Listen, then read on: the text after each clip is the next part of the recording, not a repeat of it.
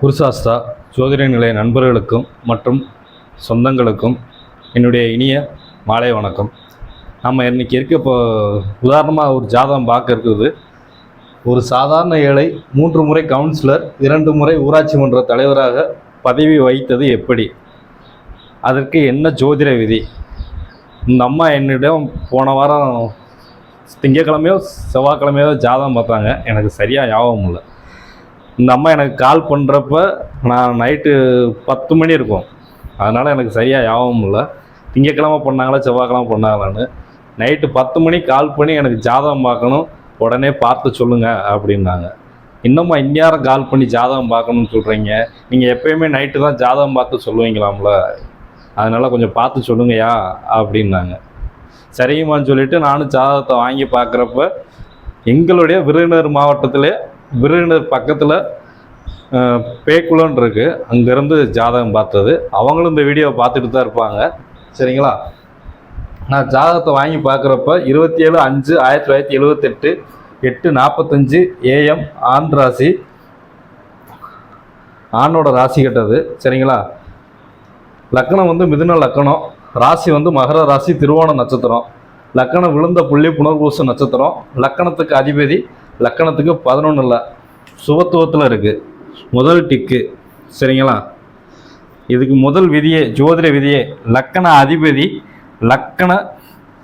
லக்கணத்துக்கு எண்ணி வர்றப்ப 11 இருந்தால் அந்த ஜாதகன் அரசியலில் மிகப்பெரிய ஜாம்பவான், அல்லது எந்த தொழில் செய்தாலும் அந்த ஜாதகனுக்கு ஈடு கொடுத்து ஒரு அறிவாலையும் ஒரு ஆற்றலாலையும் சமாளிக்கவே முடியாது. அவன் தான் அந்த இடத்துல மிகப்பெரிய கில்லாடி ரங்கா கேடியாகவும் இருப்பாப்புல.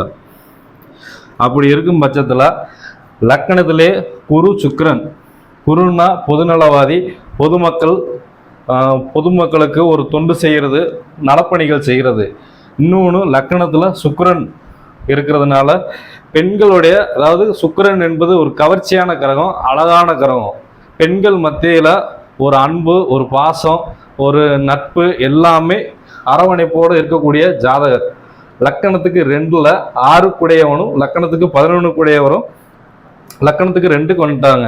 அப்போ லக்கணத்துக்கு 2க்கு வந்தோடனே இவர் செவ்வாய் என்பது ஒரு அரசு பதவி. கடக வீடு வந்து ஒரு அரசு வீடு, சிம்ம ராசி ஒரு அரசு வீடு, அதே மாதிரி கும்பம் வந்து ஒரு அரசு வீடு.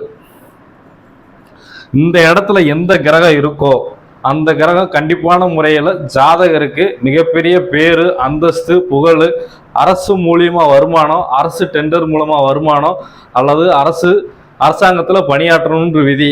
அப்படி இருக்கும் பட்சத்தில் இந்த ஜாதகருக்கு லக்கணத்துக்கு 2ல் செவ்வாய் நீசமானாலும் ஆனால் ஒரு மிகப்பெரிய ராஜயோகத்தை கொடுத்தது. குரு திசையில் இந்த ஜாதகர் மிகப்பெரிய ராஜயோகத்துக்கு போனதுக்கு காரணம் லக்கணத்துக்கு 11ஆம் அதிபதி புதன் வந்து உட்கார்ந்ததுனால அந்த 11 கூட லக்கணத்துக்கு 2க்கு போயிடுச்சு. லக்கணத்துக்கு 2ஆம் அதிபதியும் லக்கணத்துக்கு 11ஆம் அதிபதியும் பரிவர்த்தனை ஞாபகத்திலையும் நட்சத்திர பரிவர்த்தனை ஞாபகத்தில் இருந்தால் அவர்கள் கண்டிப்பான முறையில் மிகப்பெரிய கோடீஸ்வரர்கள். இது ஜோதிட விதி. சரிங்களா? இவர் குரு திசையில் குரு புத்தியில் கவுன்சிலருக்கு நிற்கிறப்ப இவரை எதிர்த்து 10 பேர் நின்னாங்களாம். ஆனால் இவர்கிட்ட 1 ரூபா காசு கூட செலவழிக்காம, இப்போ இருக்கிற தமிழக முதலமைச்சர் ஜோசப் விஜய் மாதிரி 1 ரூபா காசு செலவழிக்காம அன்னைக்கு நிலைமைக்கு கவுன்சிலர் ஆயிருக்காரு. 1999 கவுன்சிலர் ஆயிருக்காரு. அப்பையிலிருந்து இப்போ வரைக்கும் அந்த ஊராட்சி மன்ற தலைவராகவும் கவுன்சிலராகவும் 3 முறை கவுன்சிலர் பதவியில் இருந்திருக்காரு, 2 முறை ஊராட்சி மன்ற தலைவராகவும் பதவி வச்சிருக்காரு. இப்போ என்ன காரணம்னா, என்னிடம் ஜாதகம் பார்க்க வந்தது சனி திசை, சனி புத்தி. சனி திசைக்கு அவருக்கு கொஞ்சம் உடம்புல பிரச்சனையை கொடுத்துருக்கு. லக்கணத்துக்கு 3. சரிங்களா? 3ஆம் அதிபதி இந்த சனீஸ்வரன் லக்கணத்தை பார்க்கறதுனால, வக்கரம் பெற்று பார்க்கறதுனால சனீஸ்வரன் வந்து இவருக்கு உடம்பு வியாதியை கொடுக்குது. கல்லீரல் பிரச்சனை இந்த ஜாதகருக்கு இப்போ ஏற்பட்டிருக்கு. அதனால் உடல்நிலை கொஞ்சம் மோசமான நிலையும் சந்திச்சிட்டு இருக்காரு. சனீஸ்வரன் வந்து பகை வீடு, லக்கணத்துக்கு 3ஆம் இடம். சனீஸ்வரன் வந்து சூரியன் வீட்டில் சிம்மராசிக்கு சனீஸ்வரன் கால கடும் பகை. இவர் இங்கே இருக்கவே கூடாது. அப்படி இருக்கும் பட்சத்தில் ஜாதகருக்கு உடம்பு ரீதியாக மிகப்பெரிய தொந்தரவு கொடுக்கணும். அப்படி இருக்கும் பட்சத்தில் இவர் இயற்கையாகவே அரசியல் இருக்கிறதுனால கொஞ்சம் ட்ரிங்க்ஸ் பழக்கம் இருக்கும். ஏன்னா லக்னத்துக்கு 2ஆம் இடம் செவ்வாய் கெட்டு போயிடுச்சு.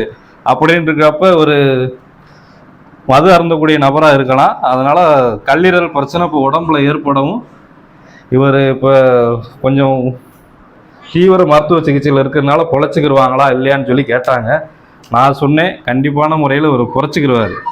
இந்த சனி திசைக்கும் சனி புத்திக்கும் செவ்வாய் மாரகத்தை செய்யும். அந்த செவ்வாய் சனி இருக்கக்கூடிய இடத்துல இருந்து லக்கணத்துக்கு, அதாவது சனி இருக்கக்கூடிய இடத்துக்கு லக்கணமாக போட்டோம்னா லக்கணத்துக்கு இது 12ஆம் இடம் ஆயிடுச்சு. மறைகிறதுனால ஜாதகர் உயிர் தப்பித்துக் கொள்வார்.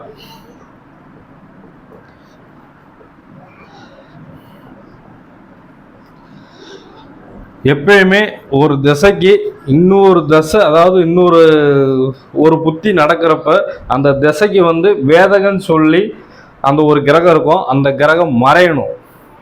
சரிங்களா? இப்போ சந்திர திசைனா சூரியன் வேதகனாக வருவார். அவர் 6-8-12 மறைஞ்சிட்டார்னா அந்த திசையில் அந்த ஜாதகருக்கு மிகப்பெரிய ராஜயோகத்தை கொடுக்கும். அதே மாதிரி இப்போ சனி புத்தியில் செவ்வாய் மறையணும். அப்படி மறைஞ்சதுனால இந்த ஜாதகருக்கு மிகப்பெரிய ராஜயோகத்தையும் கொடுத்துருக்கு. இப்பொழுது அவருடைய உயிரையும் காப்பாற்றி கொண்டிருக்கு. சரிங்களா? இன்னொன்று, இந்த ஜாதகருக்கு செவ்வாய் என்பது மிகப்பெரிய யோகி. அதனால் இவருக்கு அரசு பதவியை கொடுத்துருக்கு. நான் முன்கூட்டியே ஒரு ஜாதகத்தில் சொன்ன மாதிரி 10ல் ஒரு பாவி நாள் இருக்கணும். அப்போ தான் அந்த ஜாதகருக்கு மிகப்பெரிய அந்தஸ்தோ பதவியோ கொடுக்கும். அப்படி இருக்கும் பட்சத்தில் 10ல் கேது, பாம்பு கிரகம், பாவ கிரகம், 10ல் ஒரு பாவி இருந்ததுனால லக்கணத்துக்கு 10ல் பாவி. அதனால் இந்த ஜாதகருக்கு மிகப்பெரிய அரசு உத்தியோகத்தை கொடுத்துருக்கு.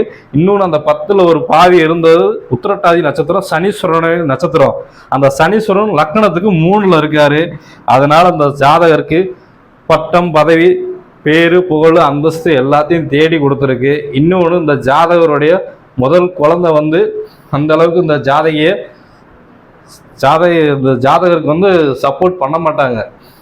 பேரு, ஏன்னா வாங்கினது ராகு வாங்கின காலு சூரியன் காலு. அந்த சூரியன் போய் லக்கணத்துக்கு 12ல் மறைஞ்சிருச்சு. இவருக்கு முதல் பெண் குழந்தை பிறந்திருக்கணும். அந்த பெண் குழந்தை அந்த ஜாதகருக்கு அசிங்க அவமானத்தை தேடி கொடுத்துருக்கணும். 2வது பார்த்தீங்கன்னா 2வது பெண் குழந்தை பிறந்திருக்கணும். இந்த பெண் குழந்தைனாச்சும் என் கூட இருப்பாளா என்னன்னு சொல்லி என்கிட்ட கேட்டாங்க. 2வது பெண் குழந்தை உங்கள்கிட்ட இருக்கும். அந்த பெண் குழந்தைய நல்லா படிக்கும். நீங்கள் யாரை கையை காட்டுறீங்களோ அந்த கணவரை தேர்ந்தெடுத்து நல்ல முறையில் குடும்பத்தை நடத்தும்னு சொல்லியிருக்கு.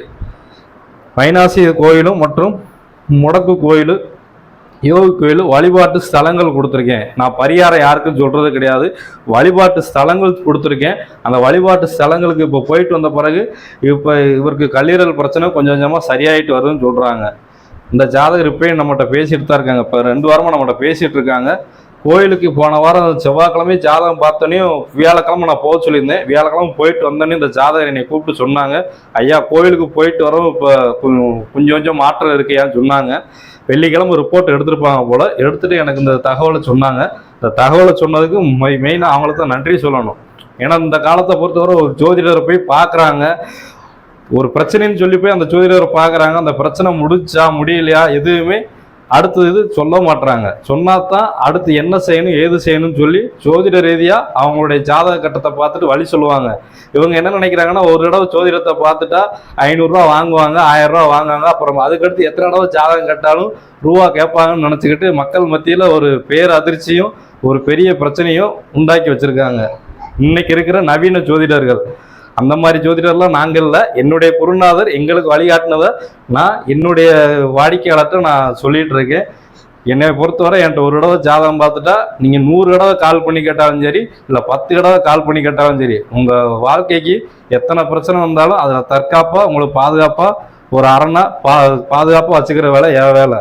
நீங்கள் நல்லா இருந்தால் தான் நீங்கள் இன்னொரு ஆள்கிட்ட சொல்லுவீங்க, அவங்க இன்னொரு ஆள்கிட்ட சொல்லுவாங்க. அப்படி இருக்கும் பட்சத்தில் நான் என்கிட்ட இப்போ வரைக்கும் 300 பேர் ஜாதகம் பார்த்துருக்காங்க. 300 பேரும் டெய்லி யாராவது ஒரு ஆள் 10 பேர் கால் பண்ண செய்வாங்க. நான் இன்னொரு இடத்துல ஒரு பணியாற்றுறதுனால பணியின் சுமையின் காரணமாக என்னால் அந்த ஒரு சில ஃபோன்லாம் எடுக்க முடியாது. இன்னொரு சில நேரத்தில் அந்த ஃபோனை எடுத்து நான் முடிஞ்ச அளவு பதில் சொல்லிடுவேன். இல்லை மறுநாள் கூப்பிட்டு என்ன பிரச்சனை ஏது பிரச்சனைன்னு சொல்லி அந்த பிரச்சனைக்கான வழிபாட்டு ஸ்தலங்களை கொடுத்துருவேன். சரிங்களா? அவங்க அதை செய்வாங்க, நல்ல முறையில் இருக்காங்க, யாருக்கும் எந்த குறையும் கிடையாது. சரிங்களா? மேற்கொண்டு எங்களிடம் ஜாதகம் பார்க்கணும்னா கீழே டிஸ்கிரிப்ஷனில் நம்பர் வியூ ஆகிட்டு இருக்கோம், அந்த நம்பருக்கு கால் பண்ணுங்கள். சரிங்களா? 7397221760. மக்கள் எல்லாத்துக்கும் நன்றி, வணக்கம்.